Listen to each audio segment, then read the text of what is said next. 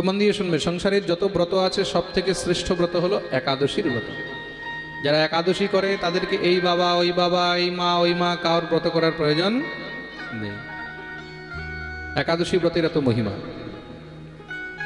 একাদশী ব্রত করলে কি হয়? যে একাদশী ব্রত করে ভগবান শ্রী বিষ্ণু তার উপর অত্যন্ত প্রসন্ন হয়ে থাকে।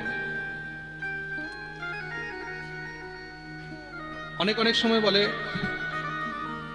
সধবাদেরকে নাকি একাদশী করতে নেই, তাই না? গ্রাম বাংলায় দেখবে এরকম অনেক রীতি, এরকম অনেকেই বলে সধবাদের একাদশী করতে নেই। এরকম কোনো শাস্ত্রে লেখা নেই, এগুলো সব ফালতু কথা। একাদশী সবাইকে করা উচিত। সধবারা একাদশী কেন করে? স্বামীর দীর্ঘায়ুর জন্য একাদশীর ব্রত করা হয়। খুব মন দিয়ে শুনবে। আর শুধু তাই নয়, যে একাদশীর ব্রত করে তার সমস্ত পাপ ক্ষয় হয়ে যায়। একাদশীর এত মহিমা। একাদশী যে জীব করবে সে হরিভক্তি পরায়ণ হয়, ভগবান শ্রী হরির ভক্তি লাভ করে থাকে। এবার সধবা হোক বিধবা হোক, বাচ্চা হোক বৃদ্ধ হোক, 8 বছরের উপরে যত বাচ্চা তাদের সবাইকে একাদশী করা উচিত। শাস্ত্রের মধ্যে ব্রত এবং উপবাস করার জন্য 8 বছর পর্যন্ত ছাড় দেওয়া আছে। 8 বছর পর্যন্ত বাচ্চাদেরকে কোনো সময় প্রেসারাইজড করতে নেই। কোনো বাচ্চা যদি নিজের থেকে করতে চায় বা তার মধ্যে যদি সামর্থ্য রয়েছে, সে একাদশী করতে পারে, কোনো অসুবিধা নেই। কিন্তু কোনো বাচ্চা যদি সে পারছে না, তাকে জোর করে একাদশী বা অন্যান্য ব্রত করাবার কোনো মানে নেই। হ্যাঁ, 8 বছরের উপরে চেষ্টা করবে যেন একাদশী করাতে। একাদশী করতে পারবো? একাদশীর সঙ্গে দীক্ষার কোনো সম্বন্ধ। একাদশী সবাই করতে পারে, দীক্ষিত অদীক্ষিত সবার জন্য একাদশী। একাদশী শ্রেষ্ঠ কোনটা? বলে নিরাহার, নির্জলা থেকে। একাদশী 3 প্রকারের হয়। এক হলো উত্তম, এক হলো মধ্যম, আর এক হলো ধমাধম। উত্তম একাদশী কি? বলে একদম নির্জলা নিরাহার। মধ্যম একাদশী কি? ফলাহার, ফল খেয়ে। আর ধমাধম একাদশী কি? বলে খুব করে সুন্দর করে মহারাজ ফলাহার হবে, শাকাহার হবে, কুটুর পকোড়া হবে, শ্যামা চালের পায়েস হবে, সাবুদানার খিচুড়ি হবে, 3-4 রকমের মহারাজ জুস হবে, কাজু ভাজা হবে, কিশমিশ থাকবে। এগুলো হলো ধমাধম একাদশী। প্রেম সে বলো। অনেকে ভাবে মহারাজ জি আপনি কোন একাদশী করেন? আমরাও ধমাধম একাদশী। কেন? বলে ধমাধমে খুব লাভ আছে। হ্যাঁ, আমি অনেক বছর আগে ভোপালে পাঠ করতে গেছি, ভোপাল মধ্যপ্রদেশে। তো ওখানে একাদশীর দিন নিমন্ত্রণে গেছি। আগে পাঠের মধ্যে এদিক ওদিকে চলে যেতাম ভক্তদের বাড়ি, আজকাল তো ওগুলো বন্ধ করে দিয়েছি। ভক্তদের বাড়ি গেলে তখন আর না ভক্তরা মানে না নিজে মানা যায়, ওরা খাইয়ে ছাড়ে, আর তখন ব্রাহ্মণ মানুষ না খেয়ে আমরাও থাকতে পারি না। একাদশীর দিন গেছি, একাদশীর দিন নিমন্ত্রণ ছিল। যখন আমাদেরকে প্রসাদ পেতে দিয়েছে, একাদশীর থাল, চাঁদির থালের মধ্যে মিনিমাম 10-12টা বাটি, একটার মধ্যে পেঁপে আলুর সবজি, একটার মধ্যে শশা দিয়ে আর দই দিয়ে কি একটা রায়তা, একটার মধ্যে ছানা দিয়ে, সেই ছানার মধ্যে কাজুর পেস্ট দিয়ে সবজি, একটার মধ্যে এমন এমন আইটেম আমি তো দেখে একদম চমকে গেছি। 3-4 রকমের জুস, 8-9 রকমের ফল, কমসে কম 5-6 রকমের ড্রাই ফ্রুট, তার মধ্যে কুটুর চিলা, কুটুর পকোড়া। সেই কি ব্যাপার! মারোয়াড়ি ছিলেন ওই মাতাজি। তাই বলছি মাতাজি इतना ही है कि और भी है? बोले महाराज जी समय को नहीं मिला, नहीं तो मैं तो और बनावा। तो समय पाइनी तार जन्य एतटा बानालाम, नाहले तो आमी आरो बानिये दिताम। अजय महाराज धन्य एकादशी, माताजी ऐसी एकादशी मिले हम तो रोज करें।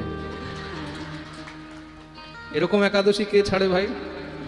হ্যাঁ, এই ডাল তরকারি আর অন্যের মধ্যে কি আছে? আসল ভিটামিন প্রোটিন তো এগুলোর মধ্যেই আছে। তো এগুলো হলো ধমাধম একাদশী। আসলে একাদশী ব্রত কি? ব্রত মানে নিয়ম, সংযম। সংযম করে নিয়ম করে যে জিনিস করা হয় সেটাই হলো ব্রত। তো ব্রতের মধ্যে চেষ্টা করবে অত্যধিক যেন খাওয়া না হয়। ব্রতের মধ্যে বারবার মুখ এঁঠো করতে নেই, অত্যধিক বিলাসিতার ভোজন করতে নেই। মানুষ ভাবে অন্ন তো খাওয়া নিষেধ, তাহলে অনেক অপশন আছে, খুব করে খাও। একাদশীর দিন অন্ন কেন খেতে নেই? কেন কি অন্নের মধ্যে সমস্ত পাপ লুকিয়ে থাকে, তার জন্য অন্ন খেতে নেই। অনেকে কি করে, অন্ন বলতে তারা ভাতটা খায় না, কিন্তু আবার রুটি খায়। একাদশীর দিন রুটি খায়। তা মনে রাখবে, যারা রুটি খায়, রুটিও কিন্তু অন্ন, গমও অন্ন। হ্যাঁ, আটা খেয়ে রুটি খেয়ে একাদশী হয় না, ওটা আটাদশী হয়। আর আটাদশী করে কোনো লাভ নেই। প্রেম সে বলো। আর সব থেকে শ্রেষ্ঠ একাদশী হলো দ্বাদশী সংযুক্ত একাদশী। দশমীযুক্ত একাদশী হলো এটাকে ত্যাগ করে দেওয়া উচিত।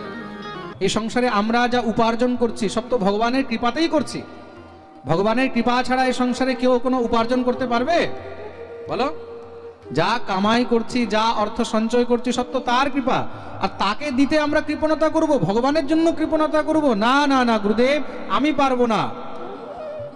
আজকে যা দিতে হয়, যদি আমার সর্বস্ব চলে যায়, তাও আমি গোবিন্দকে দিতে আর মানা করব না।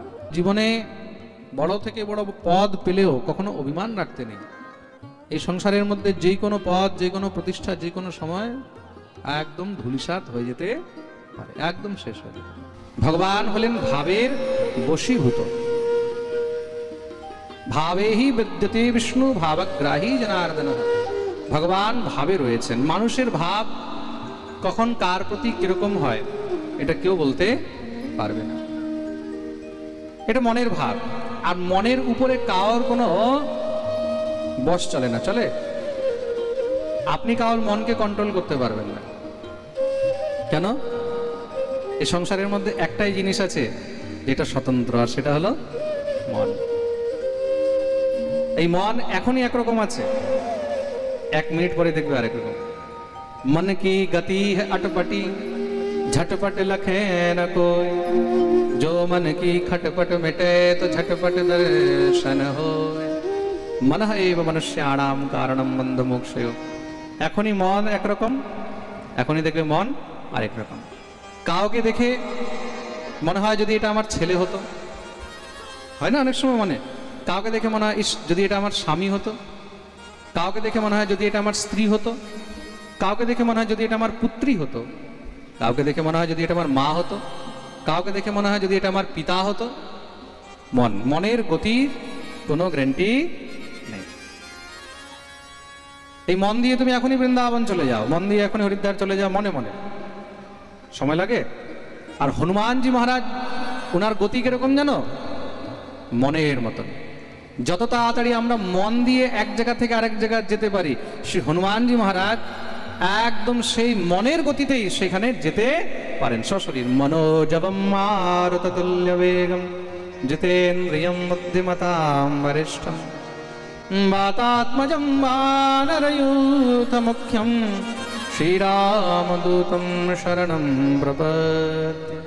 মনোজবম মারুততুল্য বেগম, যিনি মনের মতন গতিতে মহারাজ চলেন, তিনি হলেন শ্রী হনুমানজি মহারাজ। প্রেম সে বলো, বলিয়ে হনুমানজি মহারাজ কি। ভগবান সঙ্গে সঙ্গে মনের কথা শুনে তাকে কথা দিয়ে দিলেন। ভগবান তো হলেন ভক্ত বাঞ্ছা কল্পতরু। ভগবানকে জোরে জোরে চেঁচিয়ে বলতে হয় না, মনে মনে তুমি বলো, ভগবান সঙ্গে সঙ্গে শুনে। মনের কথা অন্য কেউ বুঝুক না বুঝুক, ভগবান অনেক তাড়াতাড়ি বুঝে।